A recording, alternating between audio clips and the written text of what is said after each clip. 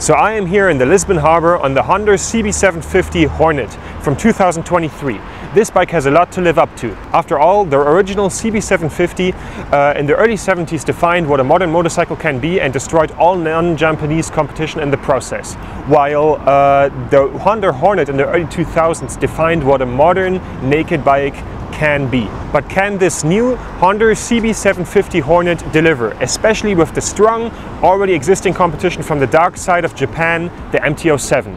And with that, welcome back to the 3 Miles MC.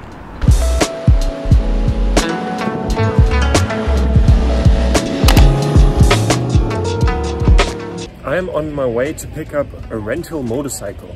The strongest motorcycle I have basically ever ridden at 92 horsepower. And that will be the new Honda CB750 Hornet. So let's go.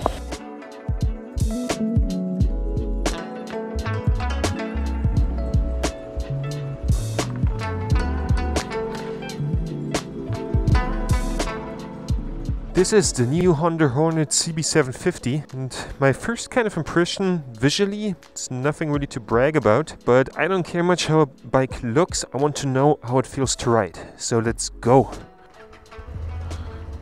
Ooh, that crossplay note sounds nice.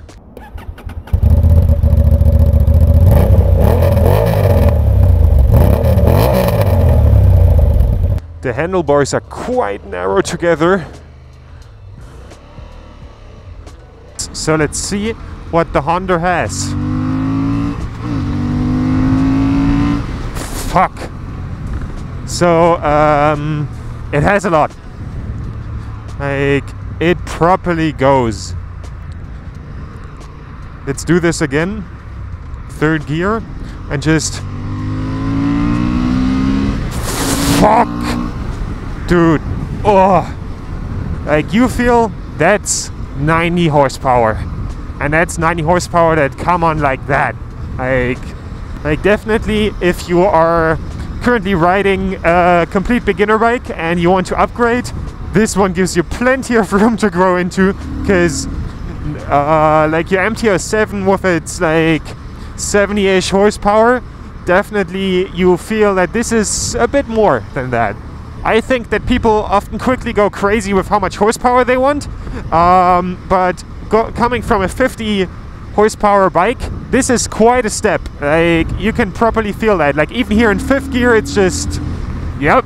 I think that's also something that is just amazing and really important. This bike just starts walking quite quickly, even in the higher gears, in like 5th gear, you know, because the other Hornets before this were all 4 cylinders, so that's like a 4-cylinder criteria, and you kind of want to keep that. And like that bike does that, even though it's a parallel twin, really well. Like, you are just like opening the throttle and bam, you are at 130, even in 6th gear. So yeah, really nice. So let's get to the specs of this motorcycle. The Honda CB750 Hornet is equipped with a 755cc parallel twin engine. This engine has a cross-plane design, kind of Honda wrote off of Yamaha's homework right here. And this engine produces 90 horsepower and 75 Newton meters of torque. And even though this is a parallel twin and also a cross plane at that, this engine is quite high revving. This bike comes in at a weight of 190 kilos. That is around 11 kilos heavier than, for example, the MT07. And the suspension is in the front and in the rear preload adjustable, but that's it with adjustability, only preload. This bike comes for a middle-class naked bike on a budget with kind of a lot of electrical features. It has ABS, it has multiple rider modes, it has traction control with built-in wheelie control, and a huge TFT display. Also on top, you can also build your own rider mode in the user mode, additional to the 3 already existing. The bike is also equipped with some quality parts. The suspension is from Showa, and the bike sports Nissan 4-piston brakes. Also, this bike comes in at a really competitive price. This bike is getting sold in Europe for 7,999, so basically 8,000, and in the UK for 6,999, so basically 7,000, which is a really good package at that price, I have to say. So let's talk a bit about the seating position. I am 6'5" and I sit alright comfortably on this bike. Like, this bike has a mixture of a comfortable position, but also it's very sporty at the same time. It's more on the, it kind of is in the middle of it. But for me, as quite a tall rider, like with how low my feet are below the bike, I kind of feel like I'm doing some kind of traditional Eastern European folk dance when I sit on it.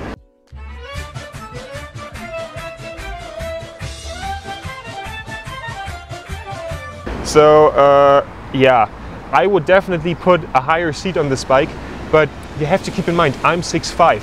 If you watch this video and you're not 6'5", you will probably be fine. This bike is actually, I think, quite approachable for also someone who is smaller, because I can really well flat foot this bike. I think also smaller riders are fine on this. So let's go and put this bike through the paces and see if the Honda CB750 Hornet carries the torch of the CB750 and the Hornet name. So let's go.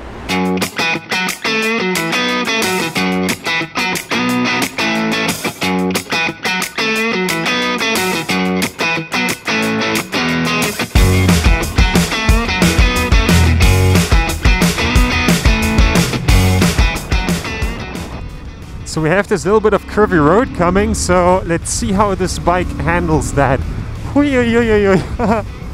It is definitely fast.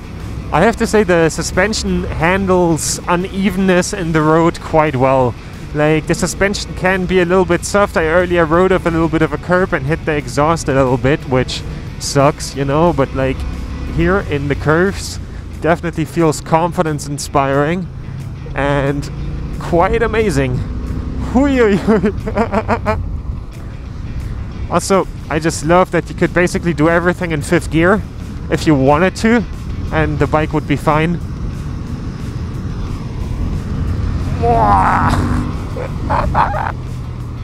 Honestly, this bike is quite the thrill. 90 horsepower are no joke at all. Like, wow. Like, just going into the curve and then being like, yeah. Fuck. This is nice. I like this. This is good. Wow.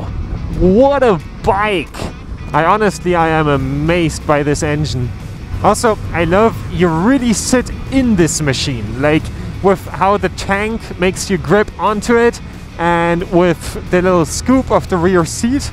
But I have to say, I am a bit conflicted about the scoop on the rear seat, because it stops me from moving around in like I can not really move my butt that well, and if I want to shift my weight from side to side, that feels a bit critical. I like the foot pegs personally. The foot pegs, they are really narrow and really tight to the bike basically, but they force you to have proper precision on this motorcycle. Because let me tell you, if you sit on this bike and you put your feet on it like wrongly, like in this weird duck feet position for example, those foot pegs instantly make your brain feel, well, if I do that, I'm going to lose my foot. Like, if the foot pegs scrape and I have my feet in a duck feet position, that foot is gone. And that is something that you realize very quickly on this motorcycle, so it forces you into correct position, which is nice. So, something that I notice about the engine of this motorcycle, the engine of this bike gives very little inertia. Like, you can feel this motorcycle tipping in and not resisting you. And like, if you let it, it just falls into the turn. Maybe that's also because of the single overhead cams. So there's not that much movement in the engine. That's maybe what makes it feel like that, because literally it feels like it cancels itself out, kind of like on a bicycle. All in all, I can say the Honda CB750 Hornet is quite a fun motorcycle. You have quite a lot of power across the whole rev meter, which is really nice, and surprising with the cross-plane engine configuration that it also at the top has quite good power, I have to say. So this bike with its 90 horsepower definitely has a lot of power, and that is really noticeable. Like for myself, I could only tolerate like 5 more horsepower on this bike, and I mean tolerate, not want to tolerate. It's absolutely enough. It's really well done, and I think that's kind of the absolute limit of where horsepower on the street makes sense, is this line of 90-95 horsepower. So that's why the A2 rules make sense basically, and you can definitely feel the more power on a bike like this compared to something like the MT07. And I have to say, the power is great. It's fun. It's really nice to have more power. Always, that is nice, but it requires more conscious riding and more and more self-discipline. And I know that especially in the group that is attracted by bikes like the MT07, that can sometimes be a little bit of a problem, especially in young men like myself. So that's definitely something that I want to give on the way. We are all very used to motorcycles that are very powerful in the media and so on, but 90 horsepower is quite a lot, and there's a noticeable difference to like 75 horsepower. Enough of me being a buzzkill.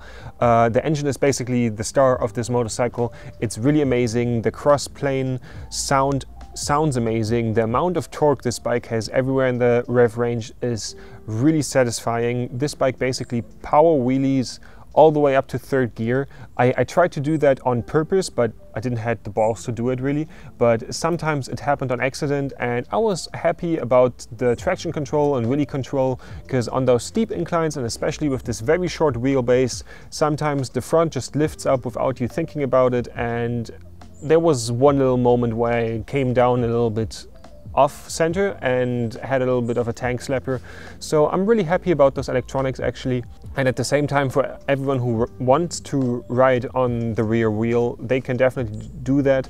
I'm not able to do clutch up wheelies, but the clutch feels really easy going, and you can basically pull in the clutch to where you can rev up the bike just with one finger while still having your other fingers on the handlebar. So for people who want to do that, like that also do that on the MT07, 100% possible with this one. How well it then behaves, I don't know, because I haven't rode really on the bike. Let's talk about the handling. The handling of this motorcycle is very quick. That comes from the short wheelbase, the narrow 160 tire in the rear. That is of course visually a thing that other people maybe prefer with a 180 tire, but I think in general the 160 tire is the right choice for this motorcycle. It just leads to a very quick motorcycle that if you drive through the curves, you drive up to the curve, brake, then make the turn and then accelerate out of it. It feels like driving a slingshot, basically. Very satisfying to ride. Like overall, the riding of this motorcycle is just amazing. Overall, I'm really satisfied with the suspension setup. It feels the right amount of soft and hard at the same time. I often struggle with that with more modern bikes, that I feel uncomfortable on potholes and think that it hurts my back or my wrists, and everything fine with this one. And at the same time, it allows for quite a lot of sporty riding. I think at both spectrums of like sporty and comfortable riders, people will complain, but I think it's perfect in the middle. Just from overall a riding perspective, there's actually not that much to say, because the bike does everything just really well. It's all in all a good experience. I am also happy with the electronics package that Honda offers. The only thing that I have to complain there is that you cannot switch off traction control while you ride the bike, and then in your custom driver mode, sometimes the traction control turns itself on. That's also why I stopped trying with power wheelies, because the thing just turned itself on and I didn't want to pull over again and turn it off. So that is a little bit of a complaint I have there. The whole thing that Honda offers here in that is packed into this DFT dash is just really amazing. Like, you can also turn on self-canceling blinkers, which I think is really cool, and it goes really into detail in that area. So I think for a bike in this price range, that is really amazing. Also, I really like how the brakes feel. The only thing that I don't really like that much about the brakes, apart from the braking itself, I feel that the clutch lever and the brake lever feel quite far apart from the intensity of how hard you have to pull. It kind of feels like riding two different motorcycles on two different hands, for me at least.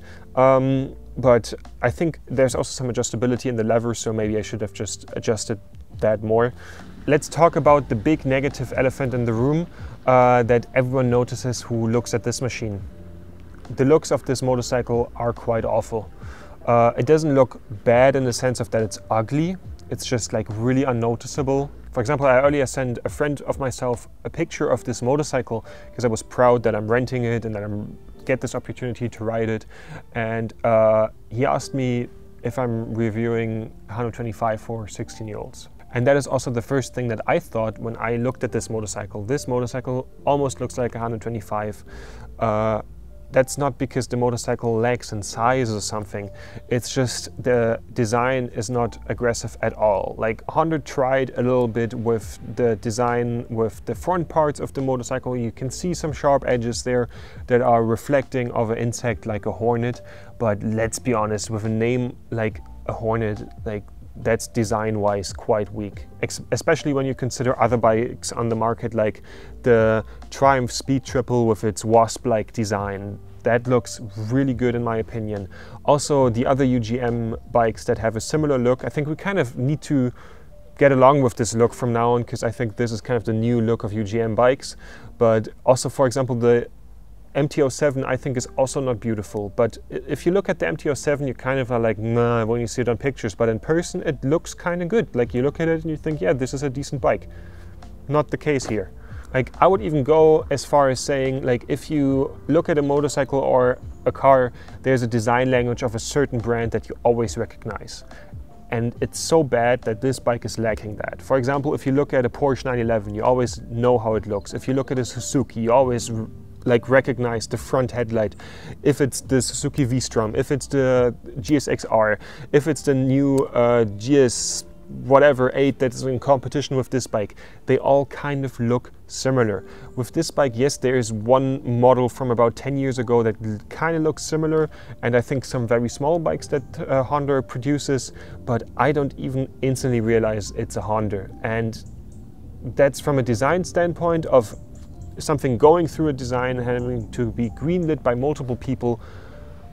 Yikes, kind of bad. But the motorcycle itself is awesome, and you kind of have to ask yourself the question, is it nicer to look at a beautiful house or to live in a beautiful house? You know, like the motorcycle rides awesome and you instantly forget how it looks as soon as you sit on it, because from the perspective of sitting on it, it kind of looks aggressive with its tank of how like it shapes around your legs and like with the handlebars and everything, then it all looks fine. But from the outside, it's just intensely bad. Like also with, you could see there are areas where the bike had visual potential and it just didn't do anything with it.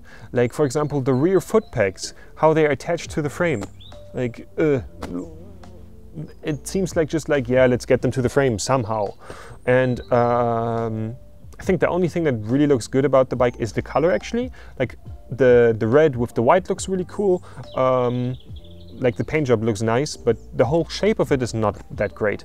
Also the black color is really good. I really like the colors that this bike comes in, and I like how the front suspension looks, and I like how the front brake discs look. Yeah, I think all in all, this bike is a really solid package if you can look past the looks of it. I think it's one of the best bikes on the market, as long as you sit on it yourself and don't look at it from the outside. Also, I think for the price, this bike is just unbeatable, and we will see a lot of a motorcycle like this. And I also think, for who is this bike for? I think this bike is kind of for maybe people in their late 20s, early 30s who still want like something that has a little bit of lunacy but is at the same time just kind of chill and relaxed, and that is what this bike really gives. It's kind of the MT07 for someone who's a little bit more responsible, or can be a little bit more responsible. If I would give this bike a score, it would probably be an 8 out of 10, because the bike is really amazing and it does basically everything very well, apart from the looks. So if you are okay with that and want a bike that's absolutely at the limit of what makes sense on the street and is just really enjoyable and you can very well use in everyday life, then that's the bike for you. Definitely feel free to write your opinion on this motorcycle down in the comments, and if you like what I do here on YouTube, I have the link to my Patreon and to my Instagram and my other socials down in the description. See you soon.